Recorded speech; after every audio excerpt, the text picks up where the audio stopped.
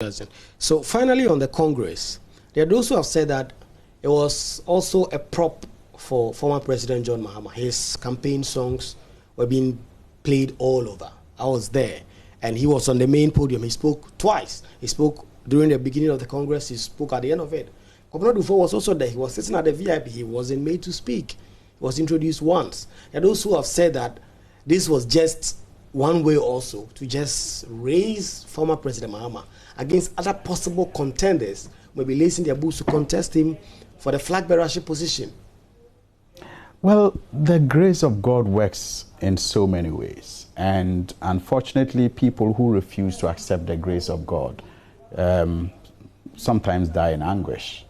And I think that it is about time that some people within the NDC appreciate the fact that President Mahama is blessed with the grace of God.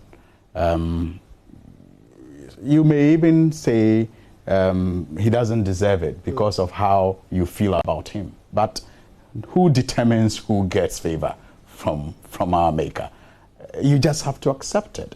Look, he is a former president, the only surviving former president of the National Democratic Congress stock. You cannot compare him to Dr. Kobna Dufo.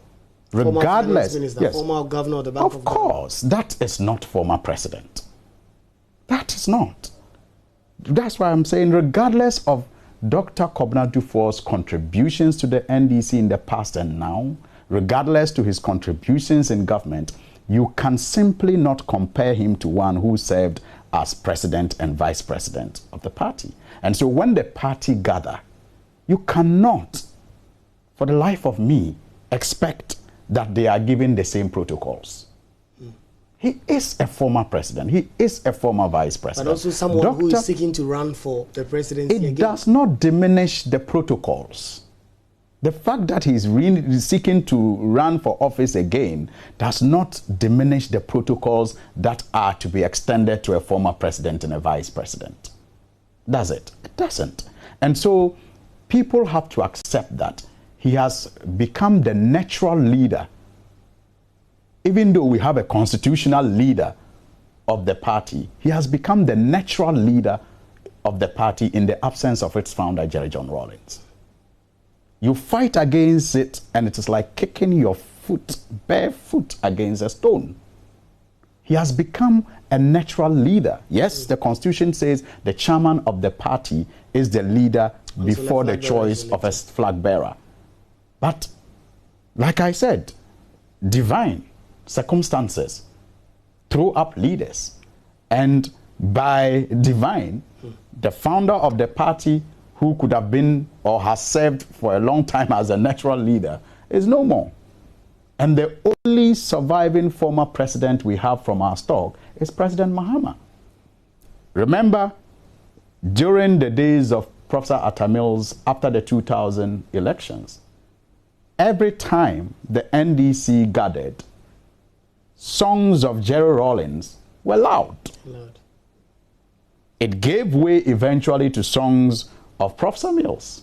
Even in the 2012 general elections, before the Idebi Keke song came out to upstage other songs of Professor Mills, songs of Professor Mills, reigned. Even at platforms that former President John Mahama was campaigning to be elected as president.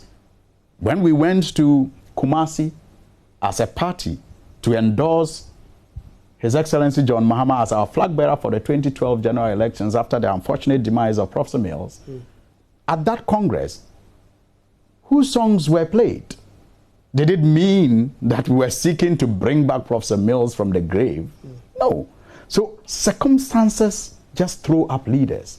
And if you do not accept it, it is just going to, serve as poison to you. So I don't think that it is deliberately staged, even if it is not, deliberately staged. President Mahama has no match as far as the grassroots of the party is concerned today. So that is why some of us... He's the one. For That's why, 2024, that is why, and you see, it is not about former President Mahama. It is about the NDC and it's about Ghana.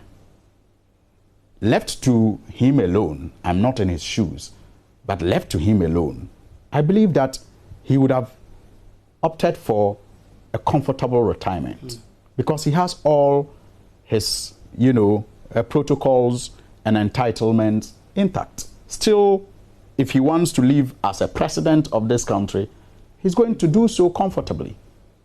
So if you find a man like that, still spending sleepless nights, traveling across the country, supporting the NDC in the way that he has been doing, it should tell you that such a man is not a selfish person.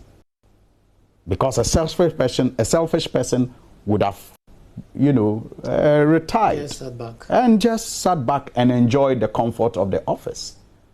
He is doing this because he sees that there's still a lot of work to be done, and he accepts and understands the fact that, people perhaps may have misconstrued his good intentions in office and misunderstood the vision with which he governed. And he thinks they deserve another opportunity to pronounce on his vision and to give him an opportunity to complete the unfinished task, that he was given the first time. And so the masses of our party recognize this, and that is why they naturally gravitate towards him. And it is not as if some people have sat somewhere to deliberately tilt the scales in favor of President Mahama. He has simply naturally emerged as the natural leader of the NDC as it stands now. I take your point.